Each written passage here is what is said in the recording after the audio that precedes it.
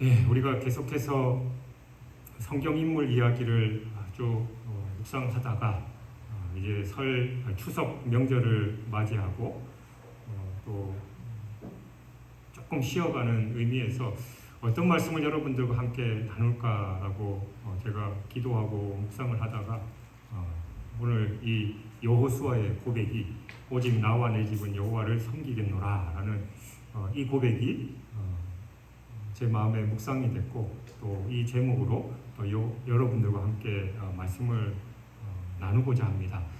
여러분의 인생에서 최소한 여기에 앉아 계신 분들의 100%라고는 할 수 없지만 대부분은 신앙생활이 가장 중요할 겁니다. 우리는 모두가 하나님 중심적으로 살아가고 있지요. 근데 신앙생활을 하는데 각자의 신앙생활하는 모습은 다 다르고 또 세상적인 표현이든 우리가 흔히 말하는 표면적인 모습 그리고 결론들도 다 다릅니다. 어떤 사람은 누가 봐도 신실하게 신앙생활을 잘하는 사람이 있는 반면에 또 그렇지 못한 사람들도 있고 또 그로 인해서 남들의 부러움을 사는 사람들이 있는 반면 속된 표현으로 네가 교회 다니면 나는 너 때문에라도 교회를 안 가겠다. 안타까운 얘기입니다만 얼마 전에 그 연예인 중에 한 분이 기독교 방송에도 막 나오고 많은 간증을 하고 있는데 그분 집에서 10여 년 일했던 그 가사 도우미가 이제 그만두면서 이제 자기한테 한 말을 이제 기독교 방송에서 간증처럼 얘기한 거예요. 그분이 그랬대요. 내가 당신 때문에 교회를 절대 안 간다. 그러니까 집에서 얼마나 그런 안 좋은 모습을 보였으면 그 가사 도우미가 그런 얘기를 했겠냐라는 겁니다. 그러니까 우리는 똑같이 신앙생활을 하는데 왜 외형적인 모습이나 또 개인뿐만이 아니라 다른 사람들이 바라보는 그 모습이 때로는 신앙생활 해서 하나님께 영광 돌리기보다 오히려 하나님의 영광을 가리고 내가 너 때문에 교회를 안 다니기를 위한다라는 그런 말까지 듣게 되는지 오늘 우리가 신앙에서 가장 중심이 되는 것 중에 하나인 그런 상황에 대해서 함께 본문을 통해서 은혜를 나누고 우리의 신앙을 한 번쯤 돌아봤으면 좋겠습니다. 본문은 여호수아가 백성들을 이 세겜에 소집해서 아브라함부터 시작해서 이 가나안 정복까지 이르는 그 모든 과정들에 대해서 쭉 얘기를 하고 또 이스라엘 백성들에게 너네가 이제 결단을 해라. 도대체 우상을 섬길 건지 하나님만 섬길 건지 결단을 하라. 오늘 선택하라. 그러나 오직 나와 내 집은 여호와를 섬기겠노라 라는 그런 본문의 내용입니다. 이스라엘 백성들은 이 여호수아의 신앙결단 촉구와 경고 앞에서 그들이 오직 우리도 하나님만을 섬기겠다라고 맹세를 하지요. 오늘 본문에서 분명히 거듭거듭 맹세를 합니다. 그러나 우리가 잘 알다시피 이스라엘 백성들은 가나안 땅에서 생활을 하면서 여호수아와 또 자기들의 결단에 반대되게 하나님을 버리고 이방 우상을 섬기는 바람에 이방신을 섬김으로써 하나님으로부터 결국은 심판을 받고 그 민족이 완전히 말살당하는 그런 지경에까지 이르렀다라는 겁니다. 여기서 우리는 때로는 우리도 마찬가지입니다. 하나님 앞에서 신앙의 결단을 하고 내가 말씀대로 살겠습니다라고 하지만 결국은 연약해서 쓰러지고 넘어지는 모습들이 있는데 다시 한번 우리의 연약함에 대해서 깨닫고 또 이런 연약함을 극복할 수 있는 방법이 무엇인지를 오늘 본문을 통해서 함께 나누겠습니다. 14절 15절을 보면 여호수아는 이스라엘 백성들을 향해서 지금까지 그들을 인도해 주신 여호와를 섬기든지 아니면 이방신을 섬기든지 양자택일을 하라라고 그렇게 촉구하고 있습니다. 이런 사실로 미뤄봐서 당연히 그들이 하나님만이 아니라 우상을 숭배하고 있었기 때문에 여호수아가 이런 얘기를 했을 거 아니에요. 그러니까 자기가 우상을 섬기는지 하나님을 섬기고 있는지 제대로 신앙생활을 하고 있는지 잘 모르는 그런 무지한 이스라엘 백성들 앞에서 여호수아는 이거 이러다가 큰일 난다 라고 생각하고 신앙적인 결단을 이스라엘 백성들에게 촉구하고 있는 겁니다. 그러므로 이스라엘 백성들은 여기서 하나님을 선택할지 그리고 뭐 자기들이 편한 그 땅의 이방 우상을 섬길지를 선택해야 하는 그런 기로에 서 있습니다. 비단 이스라엘 백성들 그리고 여호수아뿐만이 아니라 오늘날 우리의 삶도 마찬가지죠. 여러분은 신앙적인 결단 앞에서 어떤 선택을 늘 하고 살아가고 계십니까? 우리는 하루에도 수십 번, 상황에 따라서 수백 번씩 선택을 하면서 살아가고 있습니다. 당장 오늘 무슨 옷을 입고 나갈까? 또 아침은 뭘 먹을까? 또 이미 지금 이 시간에도 오늘 점심은 교회에서 밥 안 준다는데 뭘 먹어야 되나라고 고민을 하기도 하고, 어쨌든 우리의 삶은 태어나면서부터 죽기까지 크고 작건 간에 늘 선택의 기로에 서 있는 그런 삶을 살아가고 있습니다. 그러나 여러분, 뭘 입고 뭘 먹고는 사실은 우리의 만족 여하에 따라서 그 크기가 달라질 수 있습니다만, 우리 일반적인 선택에는 우리 인생에서 큰 영향력을 끼치지는 않습니다. 물론 우리의 중대한 인생사에 있어서 어떤 길을 갈지, 진로나 또 배우자를 선택하거나 굵직굵직하고 큰 선택들도 있습니다만, 그런 것도 분명히 중요하지만 그런 선택들보다 우리의 영적 선택은 너무나도 중요합니다. 왜냐하면 일반적인 우리의 삶에서의 선택은 우리의 생명과는 직결되어 있지 않지만, 우리의 영적인 선택은 바로 우리의 영혼의 생명과 직결되어 있기 때문입니다.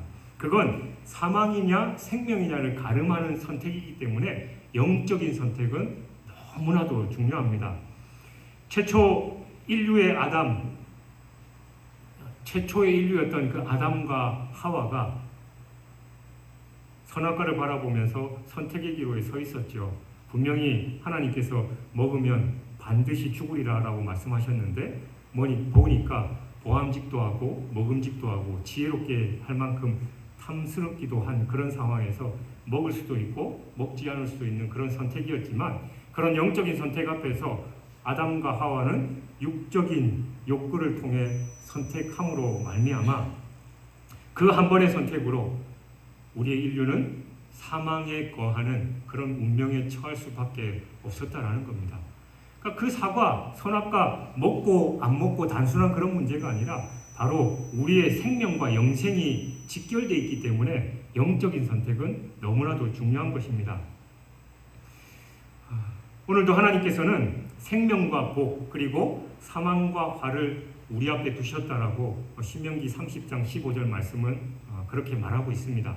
어떤 선택을 할 것인가는 여러분께 달려 있습니다. 그러나 중요한 건 그 선택의 결과도 우리의 몫이다라는 거죠. 여호수아가 이스라엘 백성들 향해서 너희가 섬길 자를 오늘 택하라라고 촉구하고 있습니다. 당시 이스라엘 백성들은 이 가나안 땅에 이제 정착하면서 가나안 족속들을 완전히 진멸해야 하는 게 하나님의 명령이었지만 그렇게 하지 못했어요. 따라서 그들이 섬기던 이 가증한 우상, 특히 바알도 그 땅에 여전히 존재하고 있었고, 이스라엘 백성들은 이 편안한 생활이 계속되면서 하나님을 점차 잊어버리고 가나안의 이 바알 신앙에 조금씩 물들어가고 있었습니다. 이렇게 영적으로 혼탁해져가는 이스라엘 백성들에게 여호수아는 오늘 섬길 자를 택하라라고 촉구하고 있는 겁니다. 그런데 여러분, 하나님께서 이스라엘 백성들에게 우상에 대해서 거듭해서 강조하시잖아요. 구약에서는 너희를 인도한 나 여호와를 기억하라, 우상을 섬기지 말라, 이 얘기는 구약에서 페이지만 넘기면 나오는 그런 말씀인데, 왜 이스라엘 백성들은 가나안의 우상인 그 바알을 숭배하게 됐던 것일까요? 거기에는 나름대로 이유가 있었습니다.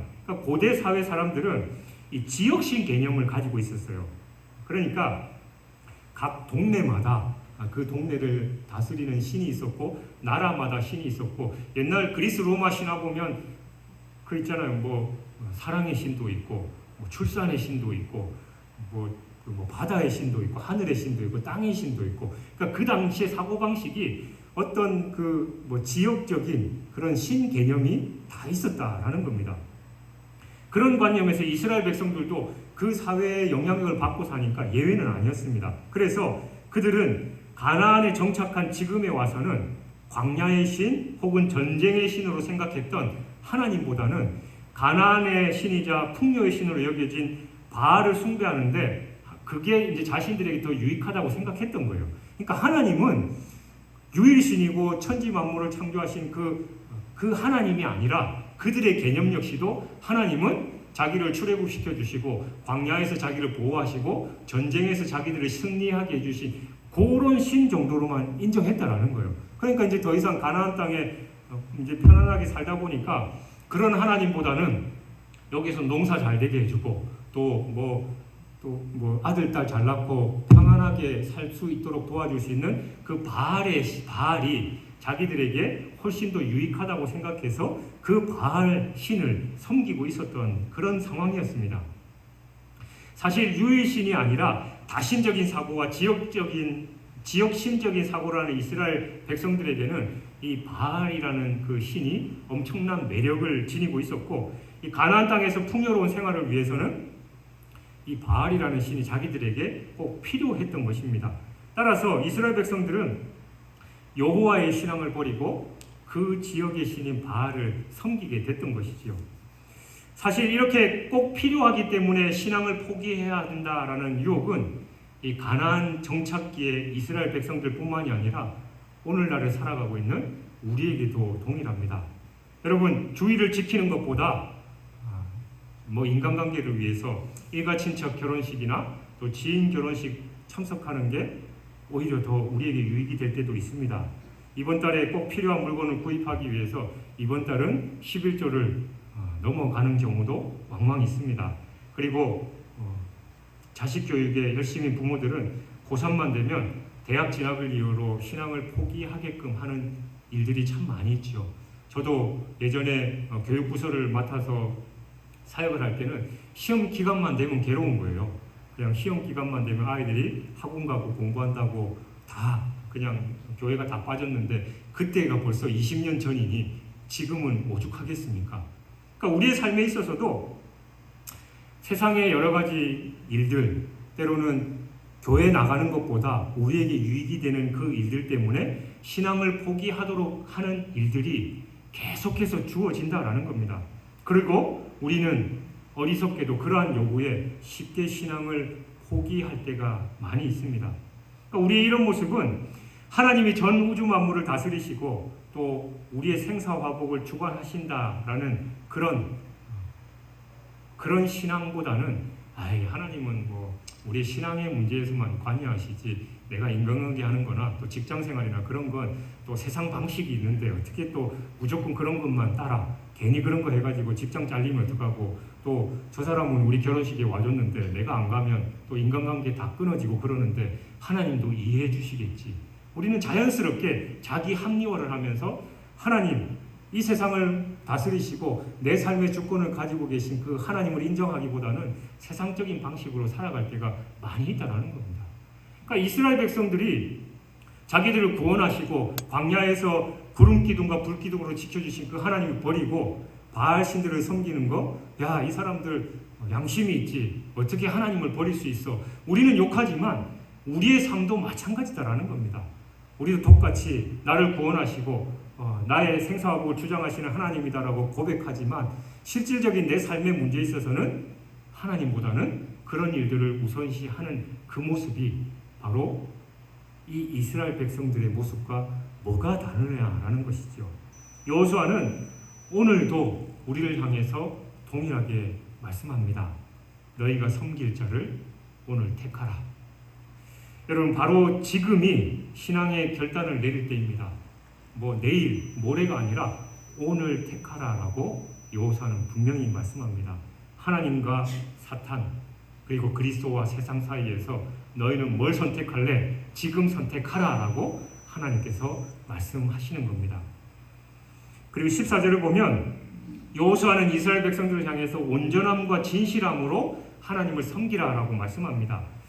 이것은 우리에게 바른 신앙이 뭔지에 대해서 분명하게 가르쳐주고 있어요. 여기서 온전함이란 이 원어적인 뜻으로 불순물이 전혀 포함되어 있지 않은 깨끗한 상태를 말하는 겁니다. 그리고 진실함은 흔들림 없이 확고부동한 상태를 가리켜요. 즉 바른 신앙은 오직 하나님만을 섬기면서 그 믿음에 결코 흔들림이 없는 그런 상태를 가리키는 겁니다. 만일 우리가 하나님을 섬기면서 동시에 다른 무언가를 섬기거나 하나님과 그분의 말씀에 대한 의심이 있다면 결코 바른 신앙이 아닙니다. 그건 저희와 같은 목회자들도 마찬가지예요. 저도 이제 목요일, 금요일 이제 가족들, 양가 어른들 뵙고 또 추석 당일날 저녁은 이제 저희 집에서 저희 이제 가족들하고 이제 다 모여서 저희 집에는 목사가 둘이고 장로가 하나이니까 이제 자식들 중에 그 가족들 중에 그러니까 모이면 교회 얘기, 신앙적인 얘기 많이 하죠. 그리고 특히나 이제 죄송한 표현입니다만 이번에 저를 보더니만 너 왜 이렇게 살이 빠졌냐, 목회가 힘드냐 이러면서 이제 또 한 분의 목사님과 또 그 장로님이 저보다 다 손 위니까 이제 신앙생활에 대해서 목회에 대해서 이제 또 열심히 얘기를 하죠. 그런저런 얘기를 하면서 결국은 저희 같은 목회자나 여러분과 같이 신앙생활 수십 년 했던 사람들도 사실은 우리가 현실적으로 살아가는 그 문제가 더 크게 보이지, 그런 앞에서 내가 먹고 사는 문제, 또 자식 문제, 또 실질적인 그런 문제 앞에서 무조건 하나님이다, 말씀대로 순종해야 된다라고 사는 게 너무 힘들잖아요. 그렇기 때문에 우리는 때로는 쓰러지고 넘어지기도 하고 하나님 말씀에 어긋나서 하나님으로부터 우리가 흔히 하는 표현대로 한 대 맞고 다시 돌이키기도 하고 이제 그런 모습들이 많이 있는데, 바로 내 안에 정말 하나님 외에 다른 게 있다면 하나님은 그걸 제거하기를 원하십니다. 그렇기 때문에 우리의 인생이 괴로운 거죠. 우리가 하나님께 모든 걸 올인하고 오직 하나님의 뜻대로 나는 죽었습니다, 나는 하나님 겁니다, 하나님 마음대로 하십시오라고 진짜 맡기면 우리가 편안하고 또 행복할 텐데, 그렇지 못하고 내 안에 내 생각과 내 방식이 남아있기 때문에 하나님이 그걸 잘못했을 경우 그걸 꺾어버리시는 그 과정에서 내가 힘들고 괴로운 거다라는 겁니다. 우리가 하나님을 섬기면서 또 다른 것을 섬기고 있다면 이미 우리는 전심으로 하나님을 섬기는 게 아닙니다. 신앙에는 중간지대가 없습니다. 분명히 예수님도 마태복음 6장 24절에서 한 사람이 두 주인을 섬길 수 없다라고 분명히 말씀하셨죠. 또한 우리가 하나님을 믿는다고 하면서도 그분과 그분의 말씀에 대해서 의심하는 건 역시 바른 신앙이 아닙니다. 야고보서 1장 6절 7절은 의심하는 자는 마치 바람에 밀려 요동하는 바다 물결 같으니 이런 사람은 무엇이든지 죽게 얻기를 생각하지 말라라고 말씀합니다. 그러니까 우리가 하나님을 믿는다고 하면서 하나님을 온전히 신뢰하지 못하고 또 내 삶에서 결단하지 못하면 야고보서 1장 6절 7절 말씀처럼 뭐든지 죽게 얻기를 생각하지 말라라는 거예요. 근데 나는 온전히 믿지도 않고 또 그 말씀대로 100% 순종하지도 않으면서 뭔가를 얻고 싶어 하니까 그게 안 맞는 거죠. 받을 생각도 하지 말라고 했는데 그걸 얻고 싶어 하는데 얻지 못하니까 하나님 왜 나한테 이럴 수 있습니까? 내가 어떻게 했는데? 라고 우리가 하나님께 따져 묻는 그런 일들이 반복된다는 겁니다. 여러분, 우리는 과연 온전함과 진실함으로 하나님을 섬기고 있습니까? 어떤 상황에서도 하나님 말씀을 신뢰하고 또 어떤 상황에서도 흔들리지 않는 그런 신앙을 지니고 있는지 우리 스스로를 돌아봐야 될 줄 믿습니다. 그리고 16절에서 18절을 보면 여호수아의 신앙 결단 촉구에 대해서 백성들이 응답하는 장면입니다. 즉 이스라엘 백성들은 오직 여호와 하나님만을 섬기겠다라고 결단합니다. 이스라엘 백성들은 여호수아의 결단 촉구 앞에서 머뭇거리지 않아요. 그렇지, 그 말씀을 들으니까 아멘, 우리가 그렇게 하겠습니다라고 순종합니다. 뒤에 결론이야 어떻든지 간에 이 이스라엘 백성들이 이 여호수아의 결단의 촉구 앞에서 그 자리에서 바로 결단할 수 있었던 그 이유가 무엇이냐? 바로 그들은 이 오늘 본문에서 자기들이 고백하는 것처럼 애굽에서 자기들을 인도하시고 광야에서 구름 기둥과 불 기둥으로 자신들을 인도했던 그 하나님을 믿고 있는 것이죠. 그 하나님에 대한 체험이 있기 때문에 가능했던 겁니다. 하나님께서 베푸신 은혜에 대한 그 체험은 우리 신앙의 근간이 되고 또 우리가 고난과 환난 중에 있을지라도 하나님을 바라볼 수 있는 그런 힘이 됩니다. 그래서 하나님께서는 늘 이스라엘 백성들에게 당신의 구원 역사를 잊지 말라라고 하시면서 체험적 신앙을 강조했습니다. 신명기 32장 7절에 보면 옛날을 기억하라, 역대의 연대를 생각하라, 내 아버지에게 물으라, 그가 내게 설명할 것이요, 내 어른들에게 물으라, 그들이 내게 말하리로다. 그러므로 오늘도 신앙을 가지고 하나님 앞에 서는 모든 성도들은 하나님의 은혜에 대한, 하나님께서 베푸신 그 은혜에 대한 체험적인 신앙을 가져야 한다는 겁니다.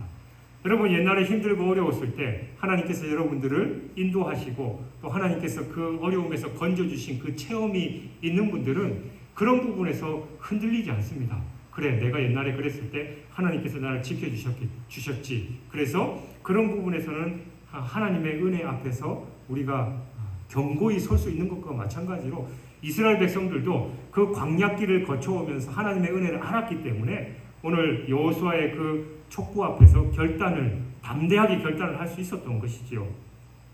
그렇다면 구약시대와 달리 이 하나님의 초자연적인 역사가 현저히 줄어든 오늘날을 사는 우리 성도들은 어떤 체험적인 신앙을 가져야 할까요?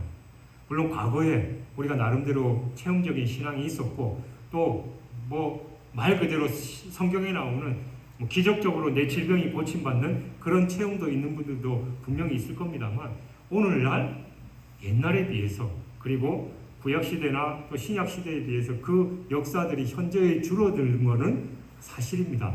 이런 가운데 우리는 어떤 체험적인 신앙을 유지해야 되는가?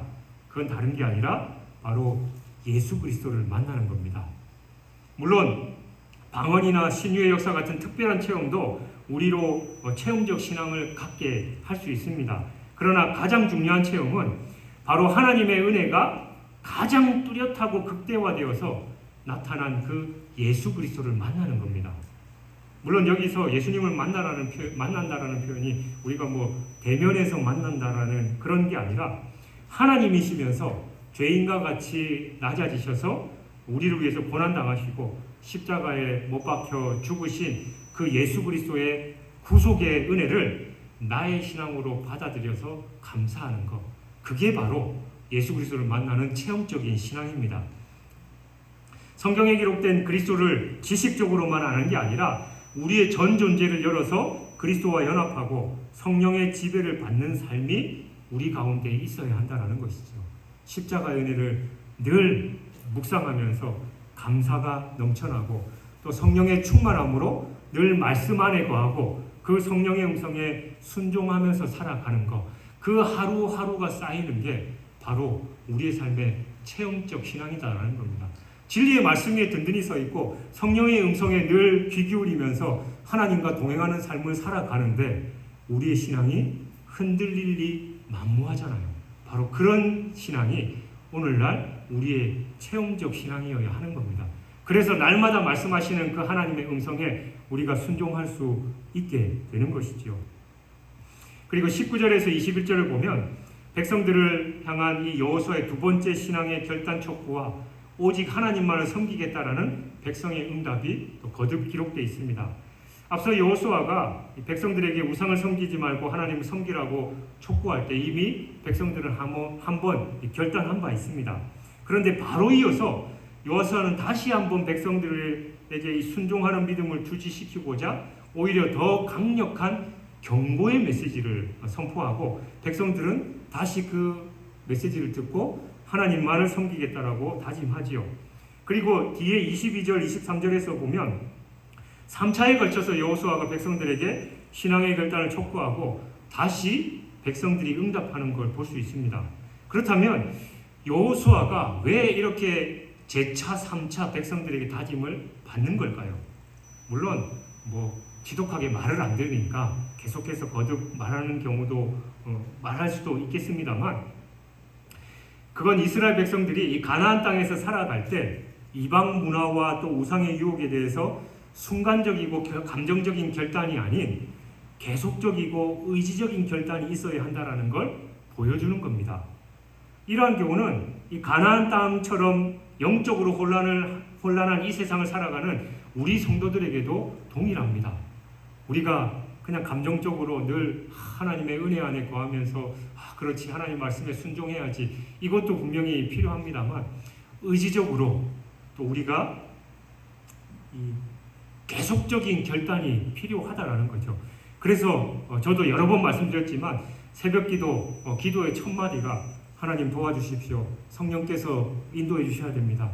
하나님의 능력이 아니면 하나님의 은혜가 아니면 저는 한순간도 살아갈 수 없으니까 도와주셔야 됩니다. 그런 고백을 하는 게 바로 의지적이고 계속적인 결단이 있어야 된다는 겁니다. 바로 여호수아도 이스라엘 백성들이 이 말씀 앞에서 그런 결단을 하도록 거듭해서 촉구한다라는 거죠. 여러분 간혹 이 외국 사람들이나 아니면 외국에서 오랜 생활을 하다가 이 한국으로 특히 이제 저녁이나 이 어두울 때 비행기에 도착하는 사람들을 얘기를 간혹 들어보면 우리나라에 딱 이 비행기가 착륙하는 그 순간 이렇게 이제 그 아래가 보이잖아요. 그럴 때 이제 가장 소름 끼치도록 놀라운 게 빨간 십자가들이 그렇게 많다라는 거예요. 제가 이제 예전에 목회를 하기 전입니다. 제 이제 선배하고 무슨 얘기를 하다가 뭐 창문만 열면은 뭐 십자가가 여러 개 보이니까 그냥 우스갯소리로 교회가 왜 이렇게 많은지 모르겠다고 그냥 좀 자기들끼리 힘 합쳐서 하면 더 좋을 텐데 힘들고 어려운 교회들도 많고 그런데 굳이 저렇게 계속해서 교회를 개척하고 만들어야 되냐 뭐 그런 생각을 했는데 그 선배가 하는 말이 대뜸 그러더라고요. 그래도 교회가 술집보다는 적잖아. 다 그 얘기를 하더라고요. 그렇죠. 우리가 십자가 네온 사인도 많지만 그것보다 뭐 술집이나 또 유흥가의 그 현란한 밤의 간판은 더 많이 빛나고 있는 게 오늘날의 현실입니다. 그리고 매일매일 많은 사술들과 미신들이 우리 곁에서 소리를 높이고 있고 우리를 유혹하고 있습니다. 세상은 우리 성도들에게 많은 권세와 재물을 약속하면서 기회가 되는 대로 하나님께로 나아가는 우리의 발걸음을 계속해서 막고 있습니다.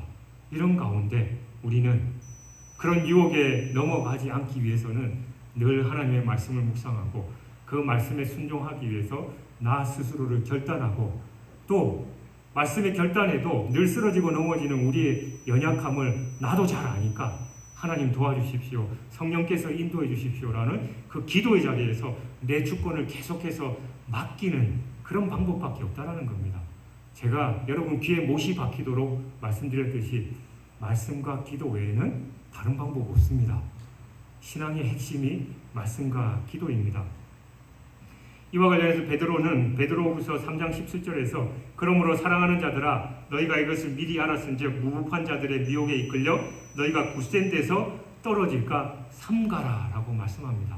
사랑하는 여러분, 세상은 오늘도 여러분의 믿음이 굳센 데서 떨어지기를 바라면서 여러분을 계속해서 유혹합니다. 그러나 그럴 때마다 신앙의 결단으로 세상의 유혹을 이겨내시는 여러분이 되시길 주님의 이름으로 축원합니다. 19절 20절을 보면 여호수아는 이스라엘 백성들을 향해서 그들이 여호와를 버리고 이방신을 섬기면 하나님께서 질투하사 복을 내리신 후에라도 화를 내리시고 그들을 멸하실 것이다 라고 말씀합니다. 여러분 주님의 말씀에 의하면 하나님께서는 구하는 우리에게 늘 좋은 것으로 채워주시는 분이시잖아요. 따라서 하나님께서 당신의 자녀된 백성들에게 복을 내려주시는 건 지극히 당연한 겁니다. 그런데 여호수아는 오늘 본문에서 복 주시는 하나님에 대해서 인정을 하면서 동시에 이스라엘 백성들이 우상을 섬기게 되면 그 복이 변해서 화가 될 수 있다라는 걸 경고하고 있습니다. 이렇게 우상 숭배는 하나님께서 우리를 사랑하셔서 주시는 복까지도 진노로 바꿀 만큼 하나님께서 가장 싫어하시는 것 중에 하나입니다. 그래서 성경도 하나님을 생명과 복의 근원으로 제시하고 있는 반면에 우상에 대해서는 사망과 화의 근원으로 말하고 있습니다. 따라서 우리가 하나님의 말씀에 순종하고 그를 의지하면 생명과 풍요로운 삶의 축복을 얻지만 우상을 섬기면 하나님의 준엄한 심판을 받아서 결국 비참한 결말을 맺을 수밖에 없습니다. 여러분 솔로몬을 보십시오. 그가 즉위 초기만 해도 바른 신앙을 가져서 하나님 앞에서 일천번제를 드렸고 하나님의 성전을 건축했을 뿐만이 아니라 하나님께서는 이런 솔로몬에게 지혜를 주시고 그 명성을 세계 만방에 떨치게 하셨습니다. 그리고 많은 축복으로 이스라엘 역사상 가장 많은 영토와 부와 명예를 누렸던 그런 왕이었습니다. 그러나 그가 점차 우상을 섬기고 산당을 지으면서 하나님을 떠났을 때 오히려 이 많은 축복들이 저주로 바뀌어서 결국은 그로 인해서 이스라엘이 분열되는 그런 결과까지 가져왔습니다. 즉 솔로몬이 섬긴 우상은 그가 하나님으로부터 받은 복을 잃어버리게 하고 오히려 더 큰 저주를 불러오는 결정적인 요인이 되었던 것이지요. 그러므로 여러분, 우리는 우리의 삶 속에서 모든 우상을 단호하게 제거해야 됩니다. 우선 우리 눈에 보이는 각종 우상들을 제거해야 하지요. 또한 눈에 보이지 않는 마음의 우상들도 제거해야 합니다. 우리가 하나님보다 더 사랑하는 게 있다면 그게 바로 우상입니다. 자식을 더 사랑하십니까? 물질을 더 사랑하십니까? 내 자존심과 명예를 하나님보다 더 중요하게 여기십니까? 뿐만 아니라 탐심도 제거해야 됩니다. 사실 모든 우상에는 그 근본적으로 탐심으로부터 비롯된 겁니다. 그래서 골로새서 3장 5절은 분명하게 탐심을 우상 숭배다라고 규정하고 있습니다. 여러분, 우리 가운데서 우상을 제거하지 않고 우상 숭배에 빠지게 될 때 하나님의 자녀로서 당연히 받아야 할 복도 받겠지만 그 복을 당연히 받지 못할 뿐만이 아니라 오히려 그것으로 인해서 우리의 인생은 하나님의 진노 아래 놓이게 된다라는 사실을 명심하고 내 안에 있는 모든 우상들, 특별히 탐심을 제거해야 하는 것입니다. 그리고 23절을 보면 여호수아는 이스라엘 백성들을 향해서 이제 너희 중에 있는 이방신들을 치워버리고 너희의 마음을 이스라엘의 하나님 여호와께로 향하라 라고 말합니다. 이처럼 여호수아가 이스라엘 백성들에게 이방신들을 제하고 마음을 하나님께로 향하라 라고 말하는 데는 당연히 이유가 있겠죠. 그건 바로 우리의 마음과 우상과의 상관관계 때문입니다. 사람이 마음에 무엇을 품고 있느냐는 그 사람의 생각과 행동을 결정하는 중요한 요인입니다. 그런데 우상이라고 하는 것은 이런 마음을 지배하는 것 혹은 그 마음을 차지하고 있는 것으로 하나님 외의 것을 말하는 거예요. 따라서 우상 숭배는 보이는 돌이나 나무, 조각물이 아니라고 할지라도 얼마든지 가능합니다. 고대 사람들이 전쟁의 신, 공포의 신과 같은 그 모양을 만들어 놓고 섬긴 것조차도 사실은 자기들의 마음속에 있는 것을 형상화시킨 것에 불과하잖아요. 이런 의미에서 보면 현대인들에게 있어서 하나님보다 더 사랑하고 또 그 앞에 우리가 허리를 굽히면서 흠모하는 돈, 권력, 쾌락, 그리고 지식 등과 같은 것이 우상이 될 수 있습니다. 그러면 왜 사람들은 그 마음에 하나님 이외의 것을 품고 하나님의 영광을 우상에게 내버려 주게 되었을까요? 사도 바울은 로마서 1장 21절에서 23절에서 그 답을 이렇게 말하고 있습니다. 하나님을 알되 하나님을 영화롭게도 하고 아니하며 감사하지도 아니하고 오히려 그 생각이 허망하여지며 미련한 마음이 어두워졌나니 스스로 지혜 있다 하나 어리석게 되어 썩어지지 아니하는 하나님의 영광을 썩어질 사람과 새와 짐승과 기어다니는 동물 모양의 우상으로 바꾸었느니라. 그 이유는 바로 죄악으로 부패한 우리의 심성 때문입니다. 그러니까 더러운 죄악으로 가득 찬 우리의 마음은 하나님의 거룩함을 담기보다는 오히려 패역한 우상을 선택한다라는 거예요. 이와 같이 우상 숭배의 시작은 바로 부패한 우리의 마음에서 비롯되는 겁니다. 그러므로 우리는 무엇보다도 부패한 우리의 마음을 제거하기 위해서 마음의 할례를 받아야 하는 것이죠. 내 중심적으로 생각하고 내 방식대로 생각하는 게 아니라 그 모든 마음을 내려놓고 오직 하나님만을 바라보고 내 삶의 중심의 그 보좌에 하나님을 앉혀놓는 그런 삶을 살아야 한다는 겁니다. 그리고 25절에서 28절을 보면 여호수아는 이스라엘 백성들과 언약을 세운 뒤에 큰 돌로 언약의 증거를 삼아 세우고 백성들을 각자의 기업으로 돌려보냈습니다. 여기서 증거의 돌은 여호수아와 이스라엘 백성들 간의 언약을 보증해주는 하나의 표식으로서 오늘날로 말하자면 뭐 서로 계약서 쓰고 도장을 찍는 그런 행위와도 같은 것입니다. 그런데 이렇게 언약에 대한 증거를 세우는 것은 하나님께서 이 당신의 백성들과 언약을 세우실 때 자주 사용하셨던 방법이지요. 인류를 물로 심판하시고 노아와 언약을 세우실 때 바로 무지개를 보여주셨고, 아브라함과 언약을 맺으실 때 바로 할례를 언약의 증거로 남기셨습니다. 마찬가지로 하나님은 우리와 새 언약을 맺으시고 그 언약의 증거를 우리에게 남겨주셨습니다. 그게 바로 십자가입니다.